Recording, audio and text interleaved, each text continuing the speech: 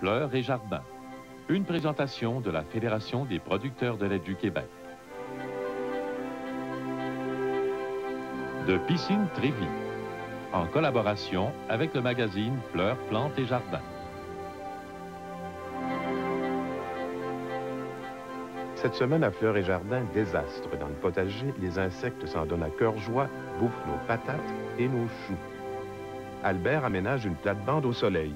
Sylvie nous parle de l'herbe à poux, c'est important pour ne pas éternuer au mois d'août.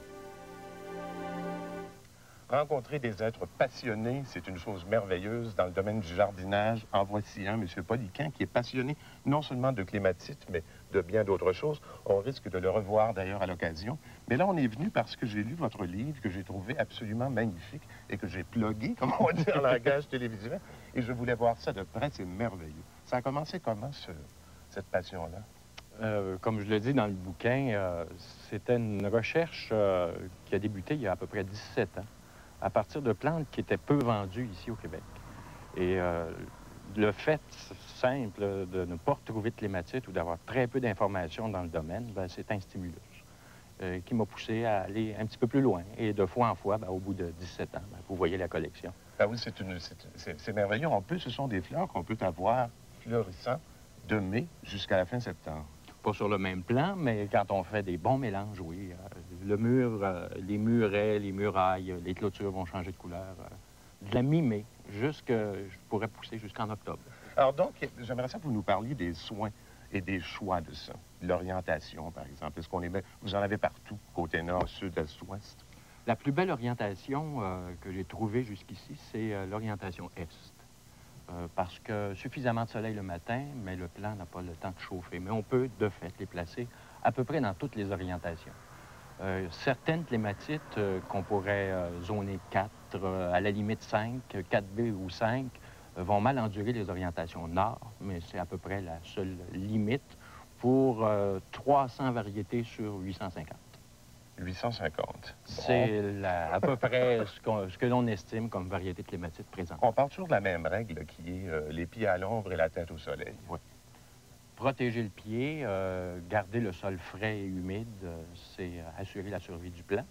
Et le soleil, au niveau de la tête, c'est un stimulus pour la floraison. Est-ce que c'est une plante qui demande d'être taillée, qui demande beaucoup de soins? Vous procédez comment? Différemment de beaucoup de collectionneurs ou de gens qui cultivent les clématites, surtout en Angleterre, c'est là-dessus d'ailleurs qu'on avait le plus d'informations, le plus d'écriture, où on nous disait que les clématites pouvaient se diviser grossièrement en 3 groupes de taille. De fait, en autant que les périodes de floraison débutent en janvier. Ce n'est pas le cas ici.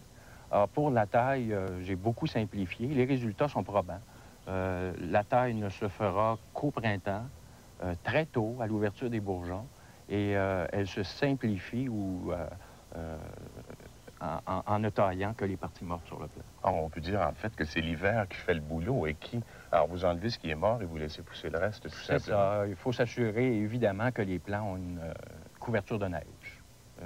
À la limite, surtout pour les plants qui seraient zonés 4 ou 5, s'assurer qu'il y a une couverture de neige qui maintient la température un petit peu supérieure en hiver à ce qu'il pourrait y avoir au grand air. Ce sont des plantes qu'on doit tailler ou qu'on peut tailler quand on veut multiplier les rameaux. Si on procède, on vient d'en acheter une, par exemple, qui a cette hauteur-là, c'est à ce moment-là qu'on procède? Oui, dès l'achat, on peut procéder en taillant juste au niveau des plus beaux bourgeons de base. Au bout de 6 semaines environ, en début d'été ou au milieu d'été, cette tige va doubler, produire des feuilles, et on peut retailler à nouveau au niveau de ces feuilles-là pour faire doubler. Et de 6 semaines en 6 semaines, on peut élargir le plant. Si c'est un plant de forte croissance, je pense à la clématite Jacquemanille, au bout de l'été, on va couvrir facilement un bon 5 mètres. Est-ce que c'est une plante qui demande beaucoup d'engrais? Quel genre de terre, par exemple, acide ou alcaline? Là aussi, on avait l'idée où on voit dans les textes que les clématites préfèrent des sols argileux. Ce qui est réel, c'est qu'elles ont besoin d'un sol bien drainé et frais. Tous les sols lui conviennent, en autant qu'il est frais et bien drainé. Et pour l'engrais? Très gourmand. Un plant qui produit énormément de fleurs comme celui-ci va avoir besoin d'engrais au printemps, engrais durant la floraison engrais au milieu de la saison et on suspend l'engrais à l'automne. C'est gourmand. Et il y a une façon de les choisir, comme vous avez fait, qui fait que vous avez sur ce mur des fleurs sans arrêt. Au début, il y avait juste devant moi, il y en avait des blanches qui sont... Il en reste encore quelques-unes, d'ailleurs, qui sont rustiques, terriblement. On voit, surtout sur le mur ici, des clématites qui ont déjà fleuri. Ils portent les akènes, les fruits. Ces clématites-là avaient fleuri avant même que les feuilles apparaissent. Ça a fleuri milieu mai, fin mai. C'est une espèce qui a une croissance astronomique. Cependant, son malheur, c'est qu'elle fleurit très tôt et que durant tout l'été, elle ne fleurit plus. Pour pouvoir obtenir une seconde floraison, il suffit de mélanger à ces variétés-là des hybrides à grandes fleurs qui, eux, vont fleurir milieu été et on pourra rajouter des hybrides qui fleurissent fin été, de telle sorte qu'on puisse avoir une coloration qui varie durant toute l'année, mais une coloration constante. Quand elles frappent le soleil et quand le soleil les frappe durement, elles perdent un peu de leur couleur, elles pâlissent à l'occasion. Certaines se délavent, certaines perdent leur couleur. D'autres, c'est là la beauté des beaux cultivars, gardent leur coloration. Alors, ce que vous faites, en fait, c'est que vous êtes un peintre et vous changez le tableau. La nature fait bien les choses.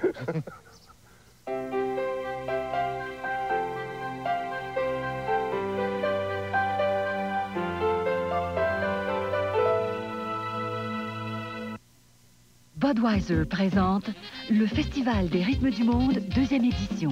Du 27 au 30 juillet, les rythmes chauds et endiablés prennent d'assaut le centre-ville de Sherbrooke. Laissez-vous emporter au son des rythmes africains, antillais, louisianais et sud-américains. Danseurs, musiciens et amuseurs publics seront aussi de la fête. Si vous aimez fêter, fraterniser, vous amuser et rêver, soyez au rendez-vous. Le Festival des rythmes du monde, du 27 au 30 juillet. Partez à la découverte de l'univers des fromages de chez nous. Et surtout, recherchez le symbole des produits laitiers canadiens. Il identifie nos fromages canadiens de qualité, tel le fameux cheddar. Il certifie que ces bries et ces camemberts exquis sont bien de chez nous. Il atteste le bon goût de la gamme complète des fromages fins canadiens. Assurez-vous toujours de retrouver ce symbole qui témoigne de la qualité et du bon goût des fromages fins de chez nous. Du fromage, s'il vous plaît, certainement. Mais celui avec le petit symbole, s'il vous plaît.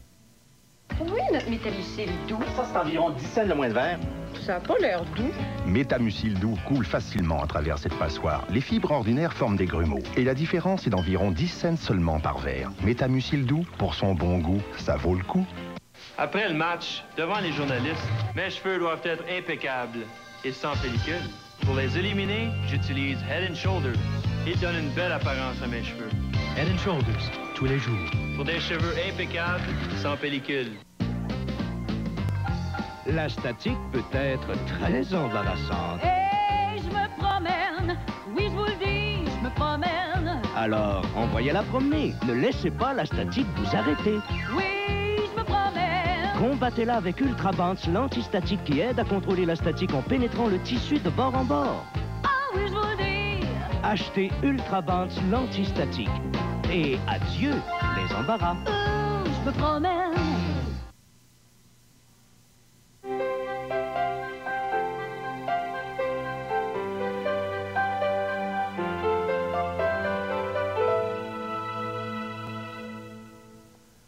Ben, aujourd'hui, on part à la recherche de problèmes dans le potager. C'est pour ça qu'on est à genoux, carrément, dans les patates.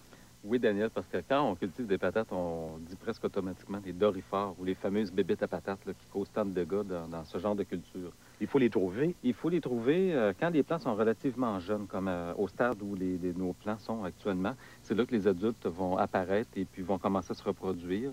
Et ensuite, c'est les larves qui vont causer le plus de dégâts. Mais si on Alors intervient... d'abord, on voit les adultes et peut-être les œufs. Les œufs. Et si on intervient précisément à ce stade-là, on va éviter des interventions là, drastiques plus tard, puis on va éviter aussi des dégâts là, qui peuvent être assez importants. Bien, il y en a justement. Alors, oui, on a des adultes ici. Alors, la première intervention qu'on peut faire, c'est tout simplement là, de une cueillette l'écraser. manuelle. Ah, ben, moi, je suis pas très... ça ne m'enchante pas tellement personnellement de les écraser, je les mets tout simplement dans de l'eau savonneuse. Alors, j'ai pas l'odieux de les écraser moi-même. Et pour trouver les œufs, c'est la même chose. On les trouve sous les feuilles. Sous les feuilles. Ici, on voit, voyez-vous, tiens, oui. une ponte là, d'orifères. Les œufs sont toujours regroupés C'est des petits œufs oranges. C'est assez joli, d'ailleurs. Oui, ils sont très, très facilement visibles. Alors, on a juste à arracher la feuille et la détruire. Puis là, on vient de détruire toute une génération de larves. Si on a négligé ces deux étapes-là, on va se ramasser avec des problèmes de larves. Alors là, les larves, là, ils vont en avoir là, une quantité phénoménale qui va rendre trop fastidieuse là, la cueillette manuelle. Alors là, on va y aller avec un insecticide. On va pulvériser sur le feuillage de la roténone en poudre mouillable. Ça zigouille tous les insectes, tous les insectes. Pour nous, ça n'est pas toxique. Ce n'est pas toxique pour nous, c'est pas toxique pour tout ce qui est à sang chaud. Mais par contre, c'est toxique pour tout ce qui est à sang froid. Ce qui fait que la roténone, on va, de préférence, là, la vaporiser en fin de journée, lorsque les insectes bénéfiques sont en dessous aussi bien qu'en dessus. Oui, il faut absolument toucher les insectes avec cet insecticide-là. Puis l'insecticide, le savon, machin, est-ce que ça marche? Bien, à la roténone, on peut justement rajouter quelques gouttes de savon pour faire adhérer la roténone un petit peu plus au feuillage et puis augmenter son efficacité. Quand on parle de savon, on ne parle pas de détergent, on parle de savon. Non, on parle d'un savon insecticide là, qui est bien balancé pour tuer l'insecte sans endommager la plante. Bon, ben alors on va en chercher d'autres.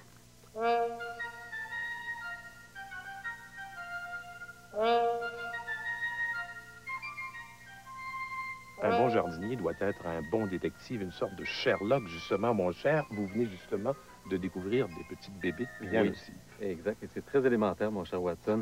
Alors ici, nous sommes dans une planche de crucifères de choux. Alors, on a des coupables qui nous ont laissé des indices de leur passage. Parce qu'on voit des trous. Oui, exactement, on a des trous là, dans nos feuilles. Mais par contre, de les trouver, c'est pas du tout évident, de trouver les responsables. Oui, parce que en fait, on sait d'avance que c'est des chenilles qui vont faire ces trous-là. Et le problème, c'est qu'elles sont exactement de la même couleur que le feuillage de nos choux. Elles sont toutes petites. Toutes petites, exact. Et on en a justement ici, là, qui sont à l'œuvre sur nos feuilles. Alors, c'est très petit. Tantôt, j'ai jeté un coup d'œil dans notre planche et on a deux problèmes. On a la pyrrhide du chou, qui est un insecte, là, un ravageur des choux, qui est très commun à peu près dans tous les jardins. Et ça, c'est un joli petit papillon blanc. On en a vu un tantôt qui butinait de feuille en feuille. Dès qu'on voit ce papillon-là, il faut commencer à intervenir et à surveiller les dégâts là, sur des feuilles, parce qu'il va pondre et puis encore là, c'est la chenille qui est la larve, là, finalement, de ce papillon-là, qui va causer des problèmes. Et l'autre problème, c'est quoi? En plus, c'est un autre papillon qui s'attaque aux crucifères, donc dans la famille des choux, brocolis, choux de Bruxelles, tout ça. Et c'est la teigne du chou. Alors, ça, c'est un tout petit papillon. Lui, il est beaucoup plus difficile à détecter parce que le papillon est minuscule, il n'est pas très coloré, il se cache entre les feuilles des plants de choux et les chenilles sont encore beaucoup plus petites que la pyrrhide. Alors donc, ça, je présume que vous allez me dire, on retenonne tout ça. Exactement. Est-ce qu'il y a d'autres solutions que celle-là? On aurait pu garder les choux sous notre fameuse couverture flottante là, de jardin jusqu'à la récolte. Et à ce moment-là, on aurait tout simplement créé une barrière entre les papillons et les choux. Sauf qu'on n'aurait pas vu ces légumes. Non.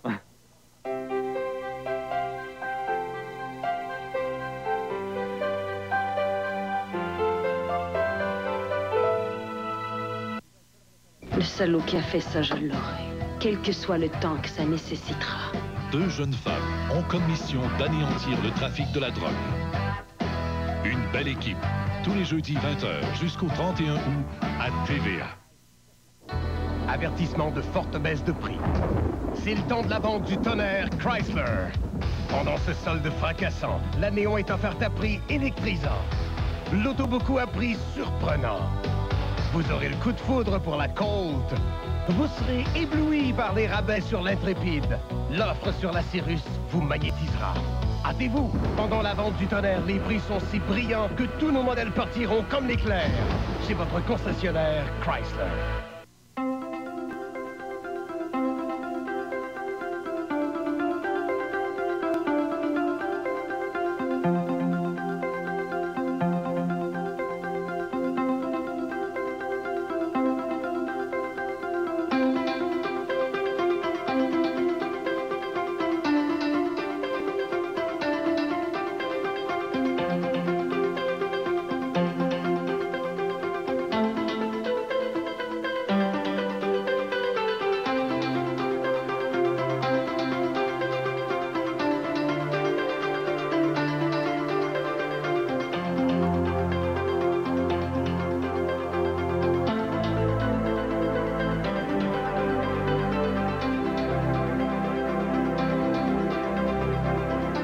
Une église à réapprivoiser. la neuvaine de l'Assomption, sanctuaire Notre-Dame-du-Cap, Cap de la Madeleine.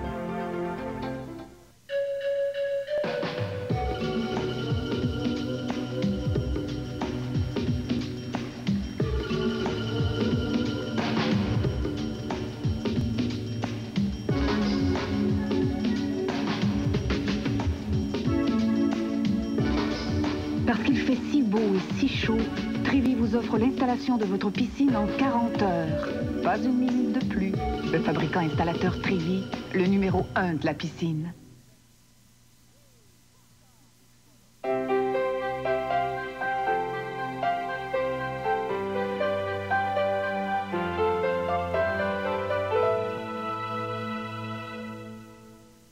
Ben, vous le savez, notre Albert est le spécialiste des jardins à l'ombre. Mais là, c'est aussi le spécialiste des plates-bandes au soleil. C'est pas évident de faire une plate-bande au soleil pour la chaleur, d'abord, et surtout pas contre un mur comme ça. Évidemment, le mur reflète la lumière, reflète la chaleur. Alors, cette terre-là va être très, très chaude durant le mois de juillet. Ça prend des plantes qui sont bien adaptées à ça. Hein. Comme le cactus, par exemple. Idéalement, il faudrait travailler avec des cactus ici. Mais étant donné que ça passe pas l'hiver, on va utiliser des vivaces. J'ai des vivaces ici qui sont zonés 3 et 4. Et là, on va utiliser des plantes qui sont vraiment bien tolérantes à la sécheresse, au sol chaud, sec. L'échinacée, entre autres, la chilée aussi, la chilée filipendule. Il y en a une série d'autres aussi que j'ai pas ici, les échinops, il y en a. On les choisit en fonction de plusieurs choses, entre autres de leur temps de floraison. Ce sont pour la plupart à floraison assez prolongée. Oui, idéalement, il faut s'organiser pour avoir une floraison bien étalée et qu'on ait aussi des floraisons très tôt au printemps et plus tard à l'automne, pour que la plate-bande soit vivante et belle là, vraiment durant toute la saison. Plus, on doit s'amuser, enfin, se jouer avec les couleurs, mais ne pas en mettre trop. Vous avez fait un jeu complexe de couleurs.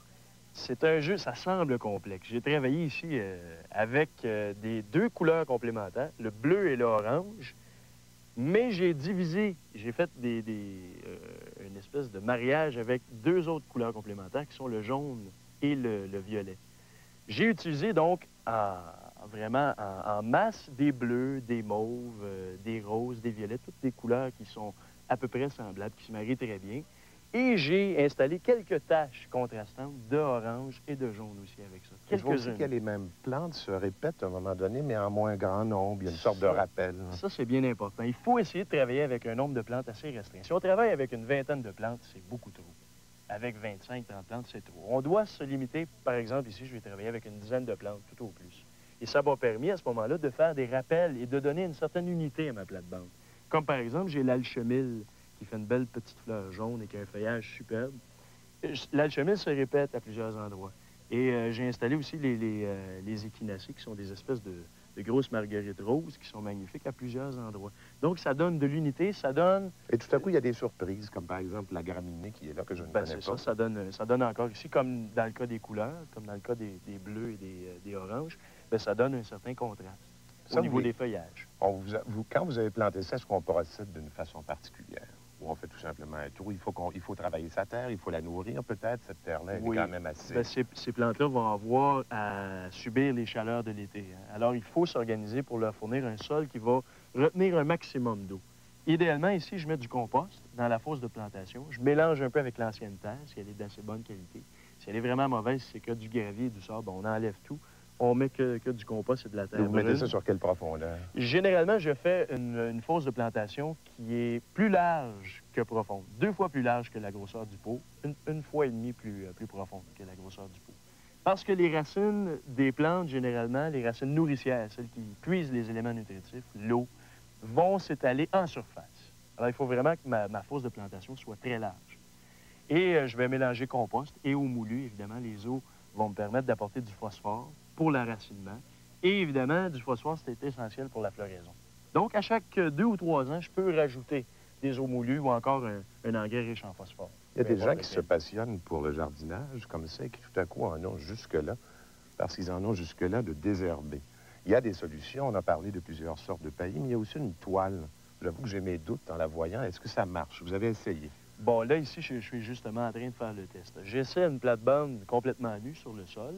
J'essaie aussi une plate-bande avec du paillis seulement et une plate-bande avec un géotextile. C'est une espèce de membrane où il y a des petits orifices où l'eau peut pénétrer, l'air aussi. Ça permet donc aux plantes de bien boire. Et par-dessus, je vais mettre un paillis pour que ce soit décoratif. Et là, je laissais, et j'ai bien l'impression que ça va être très efficace, ça va limiter beaucoup la pousse des mauvaises herbes. Ça aura peut-être quelques désavantages qui sont très mineurs. Comme on quoi? pourra en reparler. Ben, c'est que ça nous empêche un peu d'aller porter du compost à chaque année ou des éléments nutritifs, du phosphore notamment. Évidemment, le jardinage, c'est une promesse qui parfois est tenue. Elle le sera, j'en suis certain. On vous le montrera quand ça aura mieux poussé.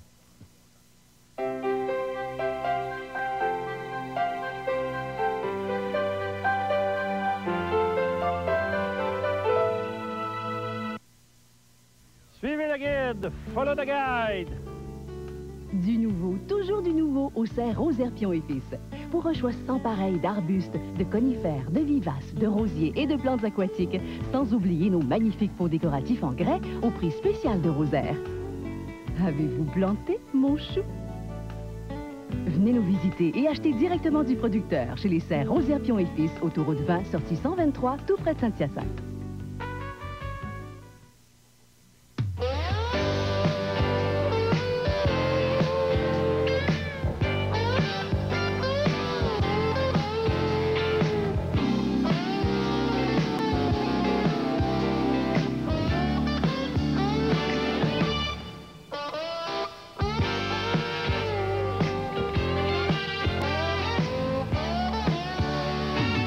Spectacle de François Massicotte du mercredi au samedi au Théâtre du Parc Jacques-Cartier à Sherbrooke.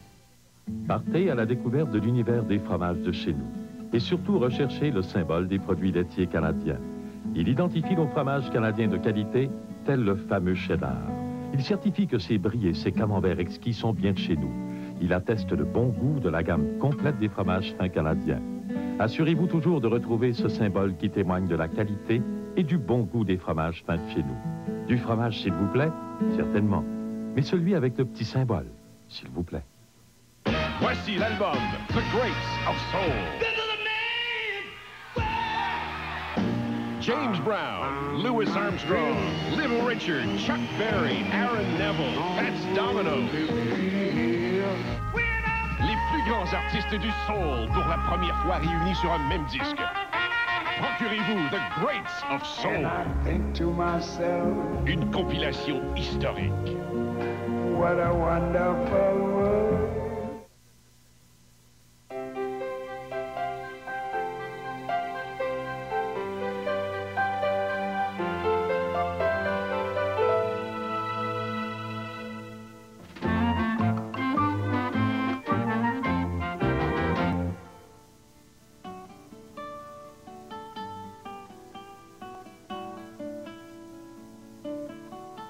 Par un bel après-midi ensoleillé, nous nous sommes arrêtés à la ferme Jacoboise à Sainte-Scolastique. Notre caméra suscite la curiosité.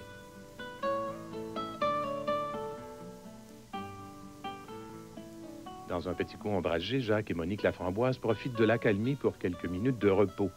Profitons-en pour faire le tour de leur jardin. Une quinzaine de variétés d'annuelles, plus d'une soixantaine de variétés de vivaces, des arbustes, des conifères font un charmant tableau.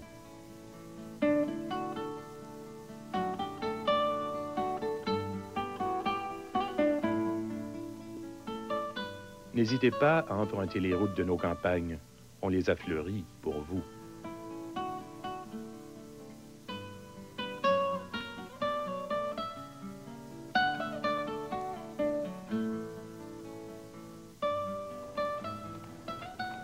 Je rêvais avec Sylvie qu'elle m'amène dans les jardins de roses. Eh bien non, elle a choisi aujourd'hui de m'amener dans le jardin des plantes vénéneuses. Il y a de tout ici, du sumac, de l'herbe à puce. Mais aujourd'hui, le sujet, c'est l'herbe à poux. Oui. Parce que c'est le temps de l'enlever. C'est le temps de l'enlever. En fait, l'herbe à poux, il faut l'arracher avant le 1er août parce que c'est à cette époque-là qu'elle commence à produire ses fleurs, donc le pollen, et c'est ce qui cause des allergies respiratoires à plein de Québécois. Pour ne pas dire à peu près 1 600 000 personnes au moins. Autour de ça, oui. C'est bon pour les Kleenex, mais c'est pour l'économie, donc, mais c'est moins bon pour les gens. Il faut d'abord la reconnaître. Là, il y en a de la grande. Oui, ça, c'est la grande herbe à poux, mais la grande herbe à poux, elle est un peu moins commune et elle est moins responsable vraiment de ce qu'on appelle la fièvre des foins, là, qui n'est pas seulement causée par le foin, mais aussi par l'herbe à poux. Mais celle qui est plus commune, c'est la petite herbe à poux. C'est une plante assez jolie, d'ailleurs. Très jolie. On peut la reconnaître par son feuillage qui est très découpé. Sa tige est poilue Et il ne faut pas avoir peur d'y toucher, contrairement, ça n'a rien à voir avec l'herbe à puce. Ce n'est pas des allergies, ça ne cause pas aucune allergie sur la peau. C'est vraiment des allergies respiratoires. Donc, si vous en avez dans le jardin, arrachez-la. Ou si vous en envoyez sur le bord de la route. On a fait ça en Gaspésie, où on a procédé à l'élimination complète. Oui, ils ont réussi à s'en débarrasser complètement. Maintenant, la Gaspésie, c'est l'endroit rêvé pour les vacances des gens qui sont allergiques à l'herbe à poux. Il n'y en a plus du tout. C'est une plante qui dure bien. Hein. Les semences tombent dans la terre et restent 40 ans, peuvent attendre 40 ans pour ressortir à nouveau. Exactement. C'est pour ça que c'est important. Chaque plant que vous arrachez, c'est des millions de grains de pollen de moins dans l'air et c'est des semences aussi de moins. Vous empêchez la plante de se reproduire parce que c'est une plante annuelle. Donc, évidemment, après qu'elle a fleuri, elle fait ses graines et les graines tombent au sol et bon, ça se poursuit, ça continue à se Et ça se porte assez légèrement par le vent, de telle sorte d'ailleurs que dans le jardin du maire Bourque, on produit des allergies pour la ville au complet. Non, non, c'est à des fins éducatives. On a quelques plants simplement pour que les gens puissent bien identifier ce que c'est. Alors, donc, on les arrache tout simplement. Mais on voit ici, il y a du pâturin des prés. Ça, c'est du bluegrass de Kentucky. Ça fait la même chose. Ça provoque des allergies. Il y a même ça aussi. Qui s'appelle la dactyle. C'est ça, exactement. Exactement. Et le mil aussi, qu'on appelle communément le foin, qui aussi cause, et d'où vient le nom de fièvre des foins, dont le pollen aussi cause des allergies respiratoires. Puisqu'il nous reste quelques secondes, on va vous montrer justement l'herbe à la puce. Celle-là, n'y touchez pas. Enlevez-la, mais comment? En portant des gants, bien sûr, que vous jetterez ensuite.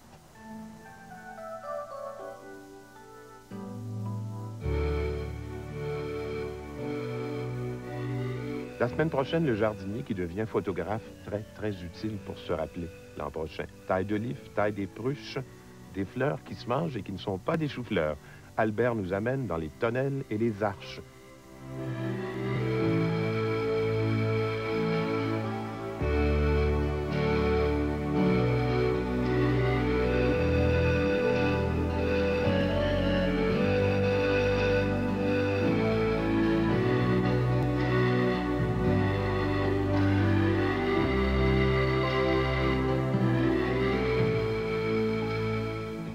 Pendant qu'Alexis s'acharne sur Blake, Dex se console dans les bras d'une autre.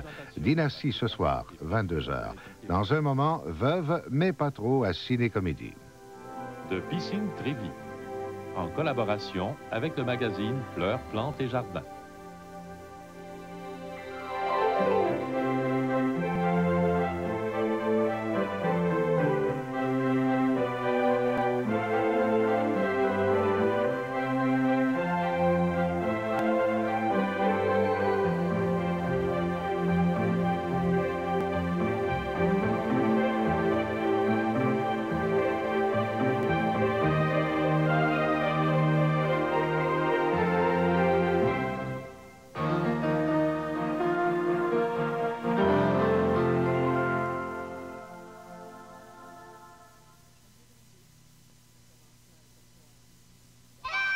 Le film qui a remis le western à la mode. Un chef-d'œuvre de Clint Eastwood, proclamé meilleur film de l'année en 92. Impardonnable. En primeur dimanche 20h. Télé 7, la station d'ici.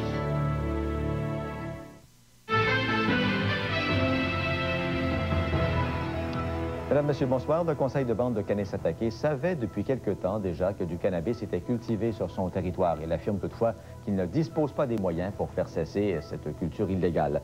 Le premier ministre Jacques Parizeau, lui, est rentré de vacances et déjà, il accuse Ottawa de comploter avec les premiers ministres des autres provinces pour faire front commun contre le Québec. Il affirme que la ministre Lucienne Robillard souhaite que les 9 autres premiers ministres décident d'opposer une fin de non-recevoir au projet d'union politique et économique des souverainistes lorsqu'ils vont se rencontrer à Saint-Jean-Terre-Neuve dans un mois. 4 personnes sont mortes et 61 autres ont été blessées dans un attentat commis dans le métro en plein cœur de Paris. 10 blessés reposent dans un état critique à l'hôpital. Tout le quartier a été fermé à la circulation et l'accès au métro a été interdit. Et puis brièvement, la Banque du Canada a fixé son taux d'escompte à 6,87 %. C'est une hausse de 9 centièmes de point. Voilà, c'est tout pour l'instant. On se retrouve à 23h pour les détails et d'autres nouvelles. À plus tard.